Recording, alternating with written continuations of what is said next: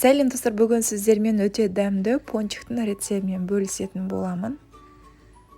Керекті ингредиенттердің барлығын описание жазып кететін боламын.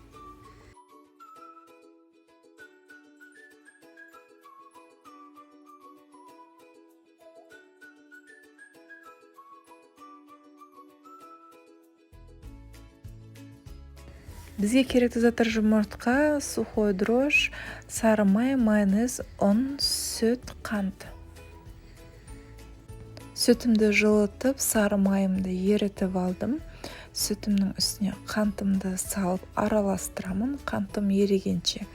Қантым ерігеннен кейін барып, дрожжымды үстіне салып 2-3 минутқа қоям. 2-3 минутта біздің дрожжымыз тез көтерілетін болады. Сүтіміз жылы, ішінде қанты бар болғандықтан біздің дрожжымыз өте тез көтерілетін болады. Дрожжымыз көтерілгеннен кейін жұмыртқамызды, майонезімізді салып жақсылап араластырып болғаннан кейін ұнымызды салып жұмсақ қамыр ашытатын боламыз.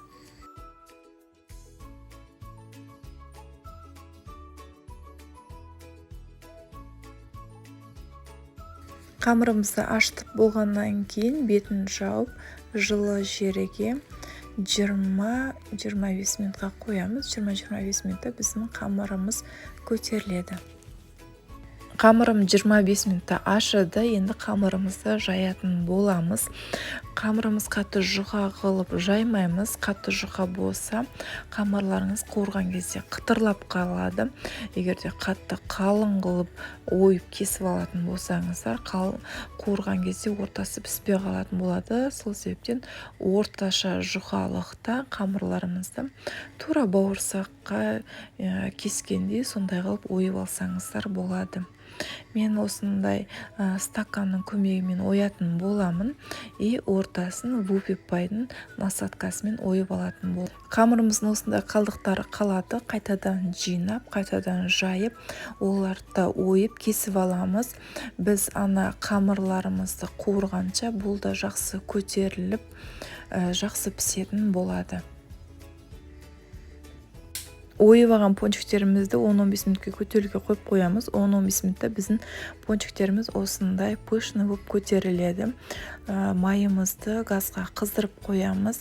Қатты қызбау керек. Егер қатты қызып тұрған сұйық май болса, пончиктеріңіз салған кезде пончиктеріңіз бірден қызарып пісіп кететін болады, ортасы піспей қалатын болады. Газымыздың асты орташа отта тұру керек.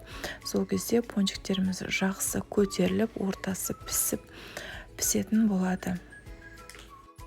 Пончиктеріміздің бетіне шоколадның ганаш жасайтын боламыз. Ол үшін шоколад менде Қазақстан. Шоколадымыздың үстіне сүт құямыз. Сүтіміздің үстіне 2 қасық, үлкен қасық сұйық майды құйып, или водяной парда ертіп аламыз, или болмаса микроволновкаға салып шоколадымызды ертіп алатын боламыз. Шоколадымды еріп алдым. Енді бетіне подсыпка себетін боламыз. Менде әртүрлі подсыпкалар и дәндер. Ганашым дайын болғанша менің пончиктерім суып қалды 5 минутта. Енді пончиктерімізді ганашымызға матырып, содан кейін подсыпкалар себетін боламыз. Егер сіздерде подсыпкалар жоқ болса, құр шоколадқа матырып қойсаңыздар болады. Ол да әдемі көрінеді и өте дәмді болады. Подсыпканы жағып болғаннан кейін холодильникке бір 10 минутқа салып аламын, менің шоколадтарым қатқанша. 10 минутқа қойып қойдым. Менің шоколадтарым кішкене қатыңқырады. Егер жақсы қатқанын қаласаңыздар, 20-25 минутқа холодильникке қойып қойыңыздар. Сол кезде шоколад жақсы қататын болады. Өте дәмді болады.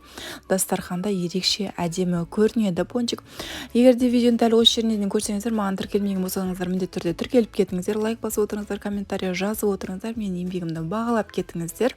Менімен бірге болғандарыңыз үшін рахмет. Сіздермен бірге болған Алима Жарқынбекқызы.